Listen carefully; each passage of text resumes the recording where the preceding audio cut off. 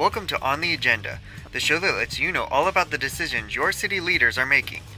During its regular meeting on Monday, March 3rd, the Missouri City City Council heard a report on the Violence Against Women Act, proclaimed March 2nd to March 8th as Severe Weather Awareness Week, and approved tax abatement participation.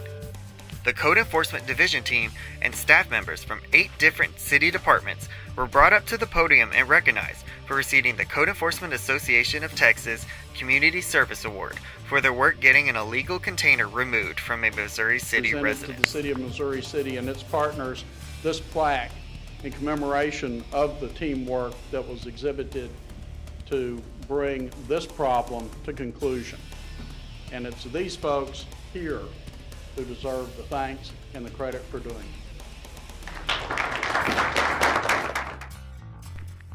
The last recognition of the night went to the Streets, Drainage, and Traffic Control Division team for receiving 2 awards from the Texas Public Works Association in Field Excellence and for In-House Project of the Year. What you see here is the first award is for the In-House Project of the Year. It was called Recycle, Revise, Renew, the outdated animal shelter to the new signal shop. So you're going, oh my goodness, how did they do that? Well, this group of folks that you see here, Eloy, Chris, Mike, and Rigo, and with some of the other guys to help. And now I'd like to recognize our Bob the Builders. We have Bob the Builders, huh? our very own Bob the Builders. And you guys, you'll want to join me up here. We have Eloy, Alan East, Kevin Cummings, Mike Harris, Jeff Cokes. That looks like the same guys that worked on the house. Mike Del Signor. Yeah, They're multi-talented here. Spencer, Chris Bruno, Jason, Harry, Elton, Eddie. And they're not all here tonight, but they all took part in this. So as the president of the Texas chapter, I'd like to represent the award for the In-House Project of the Year.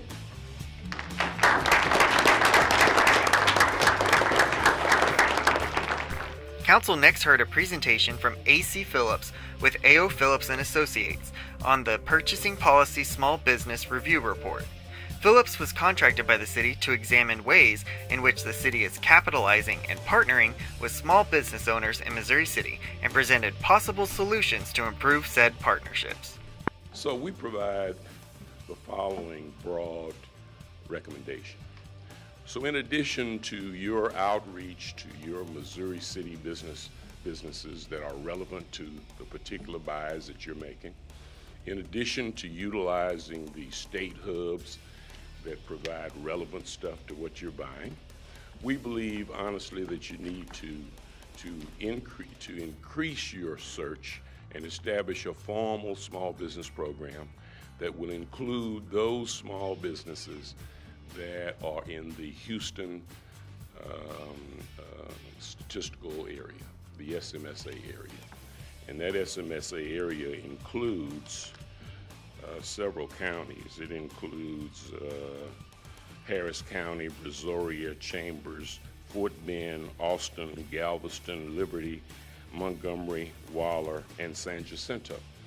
This SMSA area was established by the Houston Galveston Area Council. And I'm so glad this is in place. And I think that in order for this to work effectively, 2 things that must happen. Number 1, we have to use all of our means, communication, to reach out to people, to create awareness. Absolutely. Because with our awareness, nothing will happen.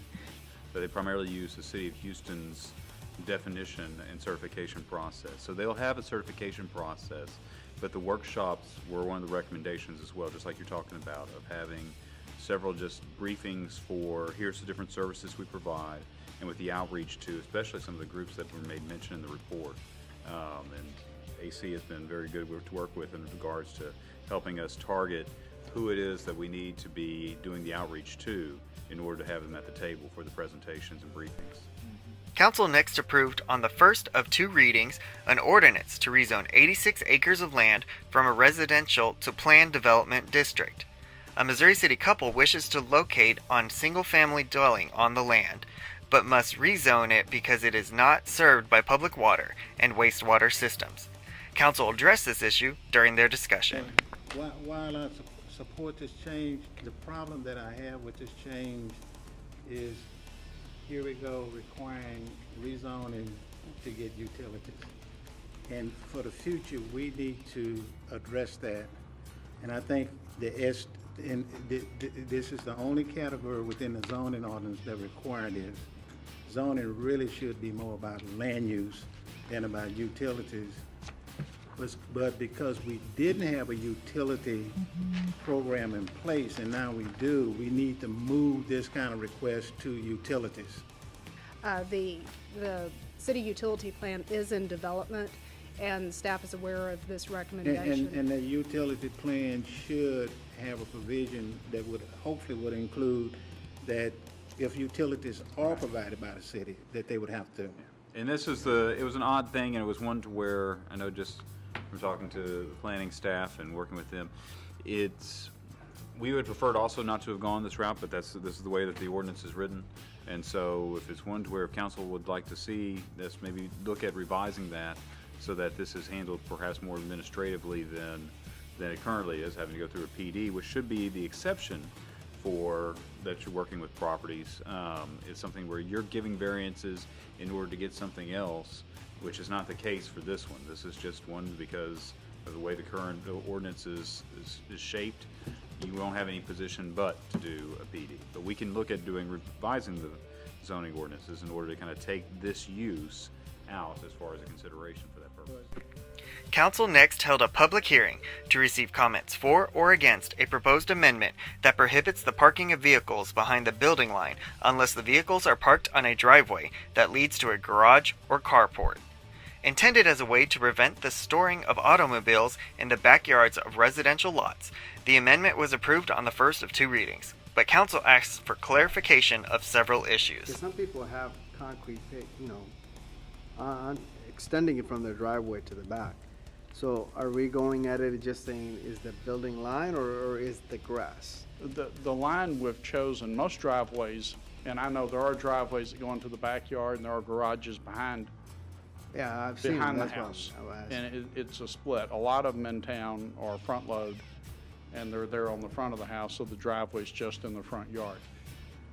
When we wrote this, we chose to pick the building line as the point of demarcation because that's often where the fences come in. Economic Development Director Joe Esch next presented council with a resolution for the city to participate in tax abatement. Toolbox.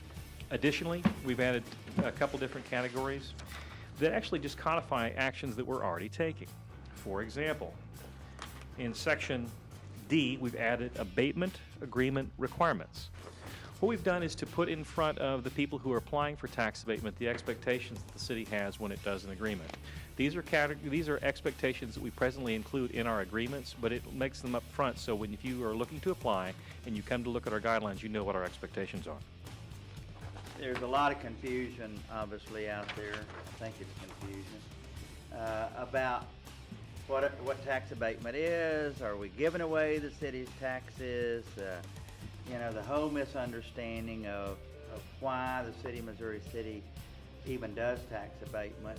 And I think we need to continue to address that so that people are fully cognizant of the fact that, in many of these cases, again, we don't have a penny sales tax to offer like other cities as 4B and other corporations do because our penny goes to Metro. If we can help capture them and communicate to them that we would like to have those types of businesses in our community, then yes, and I'm looking beyond the industrial development to hopefully additional office and other types of positions that could be attracted here. It won't do everything itself, but it is certainly a step in the right direction. I just have a comment to make.